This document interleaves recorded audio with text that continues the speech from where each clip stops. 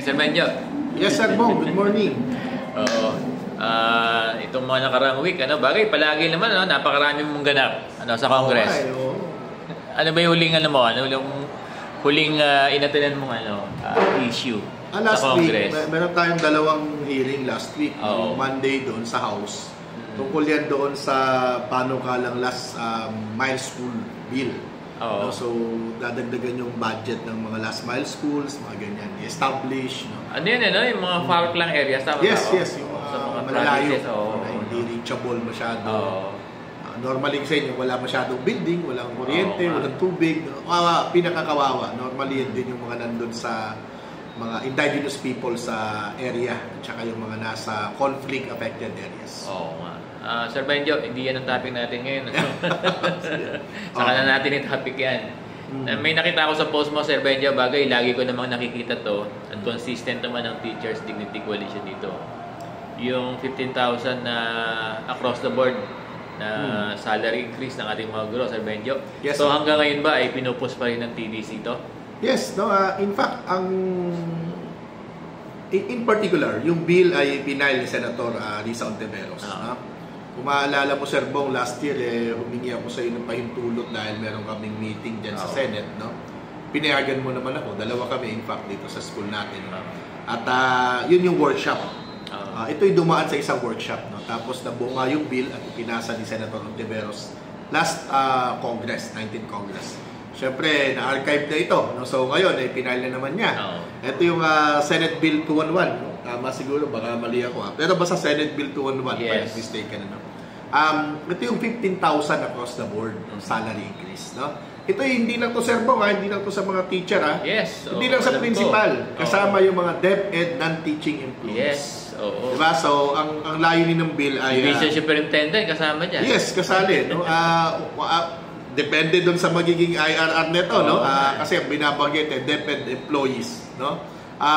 Yung superintendent, official na yan, diba? Tapos hindi niyan rank and file, no? Hindi naman hindi clear, no, doon sa bill yung kung hanggang saang level, di ba? But normally, syempre, no, ang superintendent naman, ilan lang yan, di ba? Wala pa 300 dyan. Pero tayong mga teacher, umaabot even, no, including ng teaching, milyon, naabot tayo ng milyon. Yes. Sir Benjo, pag sinasabi ba across the board, ang ibig bang sabihin yan, lahat tayo, regardless of the salary grade, position, ay tatanggap magkakaroon ng 15,000? Tama ba? Yes. Thank you very much for that wonderful question. Parang Miss Universe. Pero tama yan. Tama yan.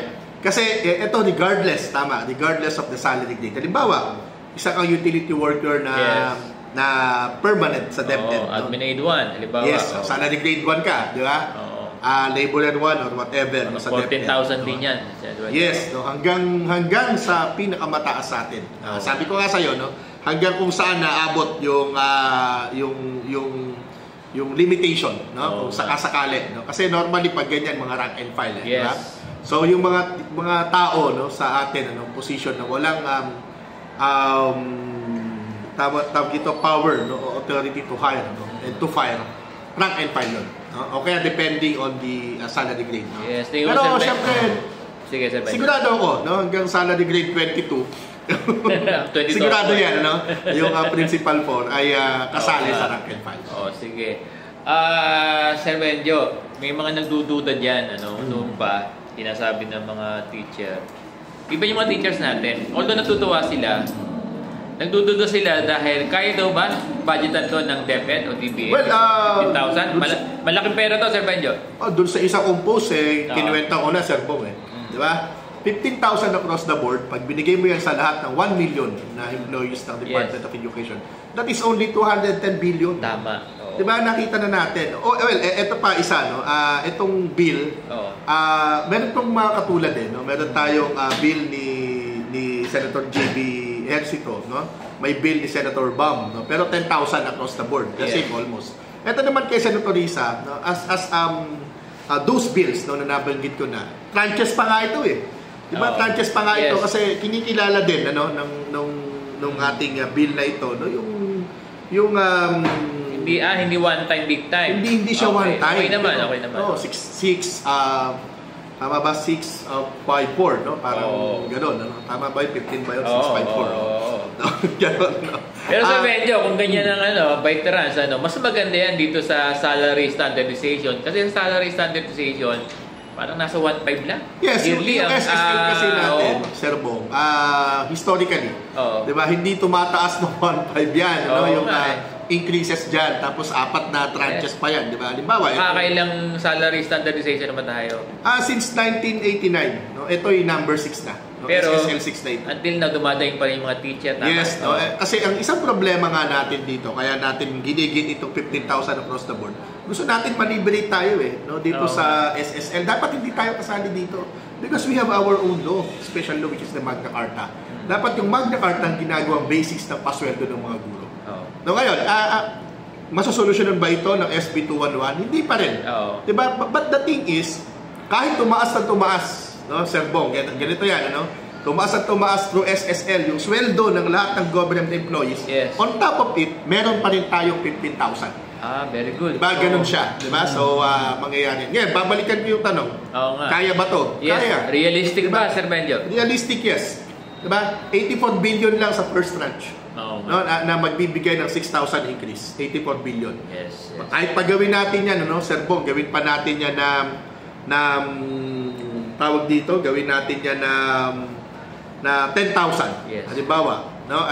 That's only 140 million. Alam mo, Sir Benjo, makat kita.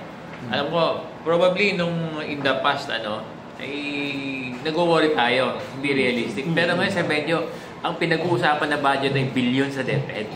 Kaya ako naniniwala na kayang-kaya yung hinihingi na 15,000. Yes. Tama ba ako? Yes. Kasi ngayon yung sinasabi ko di ba? Ito, merong mga nag-run sa atin minsan no, na ano lang daw tayo, no? Puro lang daw tayo salita. Hindi po Nung pinirmahan yung 2025 budget, isa ang TDC sa una nagsalita. Pero we took it to another level.